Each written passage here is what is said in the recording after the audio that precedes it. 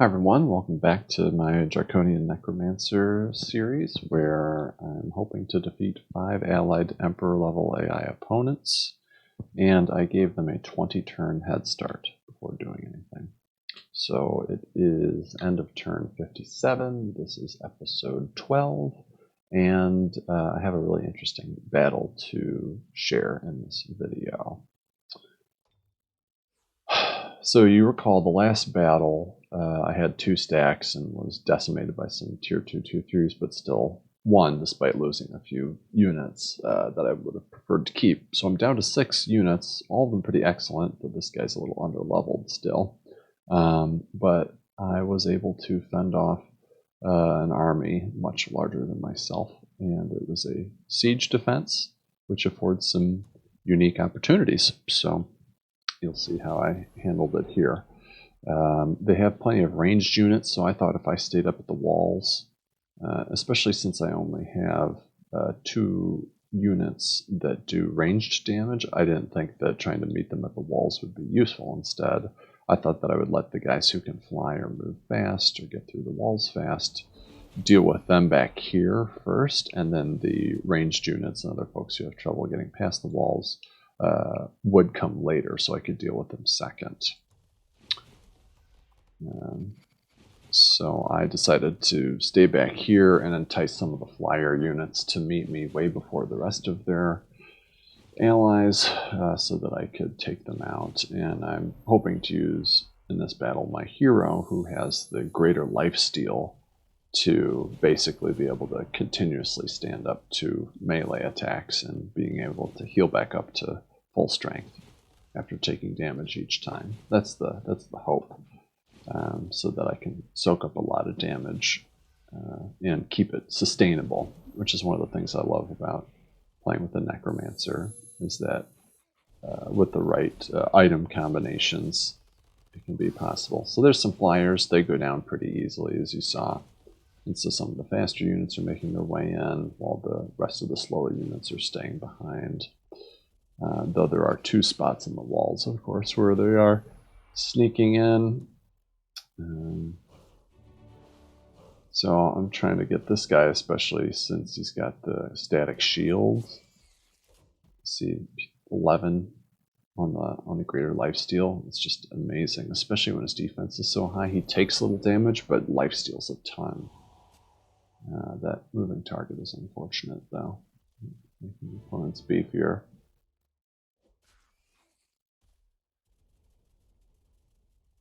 So it doesn't work as well when they're flanking my guy. Of course, it's better if he's in defense and can benefit from the enhanced defense and cannot get flanked. But I was still comfortable with allowing him to take some extra damage here. So we'll see how this works out.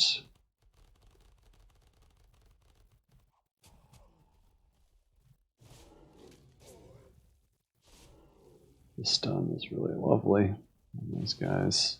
Defense is really lovely on them. Worried about that Sphinx with the Sun Disk ability and me being prone to fire damage. Speed this up. Alright, so got to get those crows off of my ranged unit.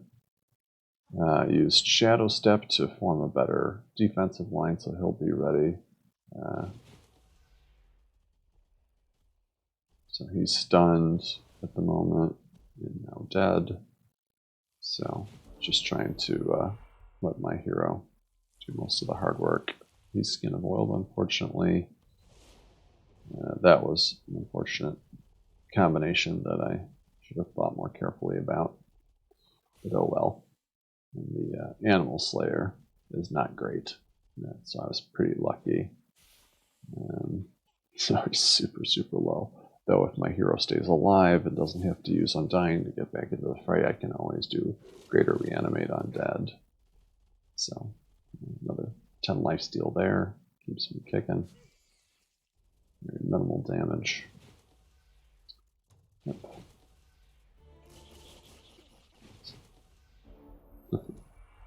So I'm saying, get the hell back. I'm not ready to keep you alive.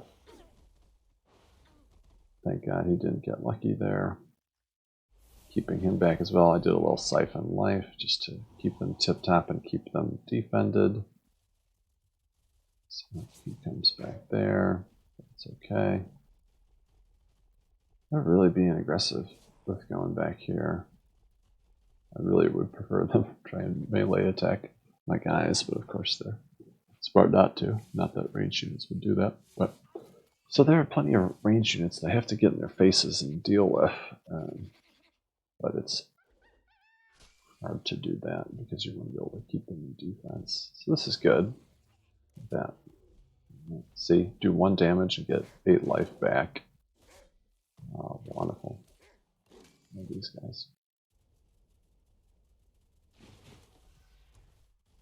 See, so I'm almost close to kind of breaking the back here. I'm close to.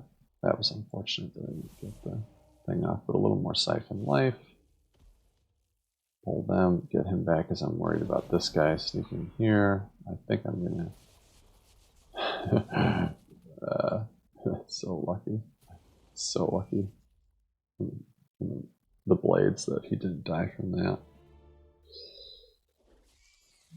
Ouch, ouch, ouch.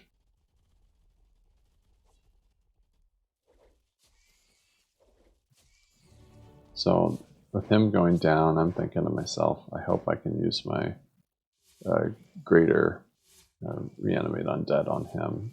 But if they take out my ghoul shock serpent, I'm going to have to prioritize him since the shock serpent is ultimately more valuable. So the rest of their ranged units are filtering in.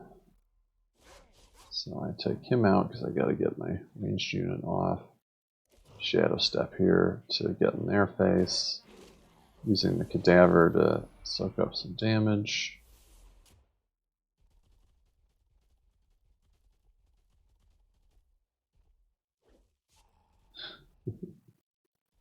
So close. Look at 100. So what is this champion for? Yeah, 100 life. Okay, just remarkable. Unfortunately. So I know I'm going to have to use lesser reanimate undead on him, ideally. Cadaver taking some hits for me. That lifesteal keeping him in the game.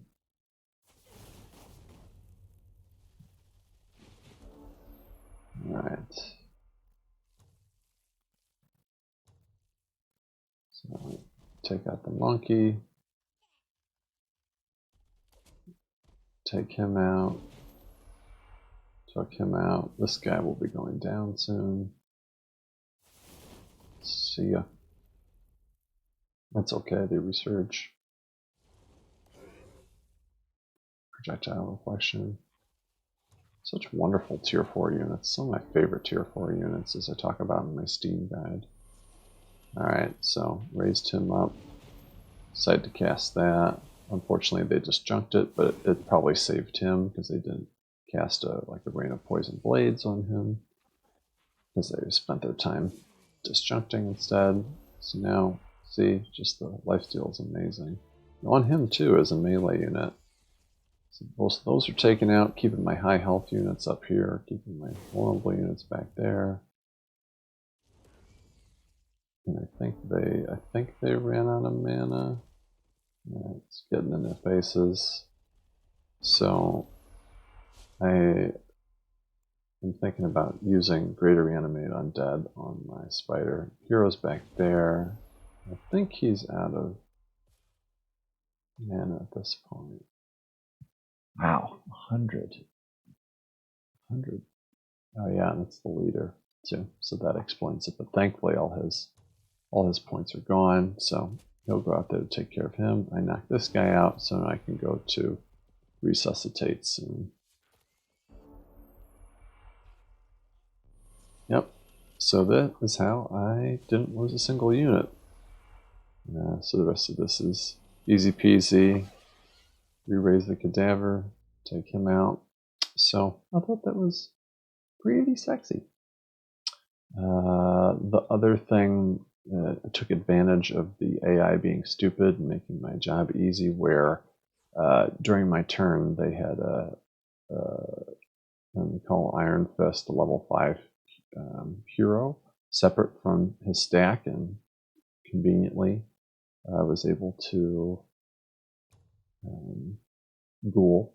So this is my first ever additional hero acquired through ghouling, because again, remember, didn't allow myself to recruit any heroes beyond the leader that I start with, and the one hero that first offers to join, which is a necromancer, and it's pretty essential to have 2 necromancers.